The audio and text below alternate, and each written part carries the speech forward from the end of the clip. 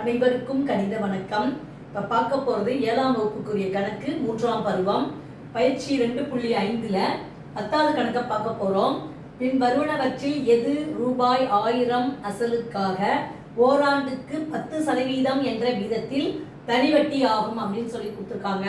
இப்போ தனிவட்டி அப்படின்னா என்ன ஃபார்முலா போடுவோம்? PNR/100 PNR/100ங்கிற ஃபார்முலாவை பயன்படுத்தி இந்த கணக்குக்குரிய விடையை இப்ப நம்ம பார்க்க போறோம். P அசல்ங்கிறதே எவ்வளவு? 1000 இன்டு N காலங்கிறதே ஓராண்டு 1 இன்டு R வட்டி வீதம் 10% பை 100. இதை நம்ம அடிச்சுட்டு சுருக்கிட்டு நம்ம பெருக்கி போட போறோம். 2 பூஜ்ஜியத்துக்கு இந்த 2 பூஜ்ஜியத்தை அடிச்சுட்டேன். மிச்சம் இருக்கிறது 10 பெருக்கல் 10 பெருக்கினால் வரக்கூடிய விடை 100.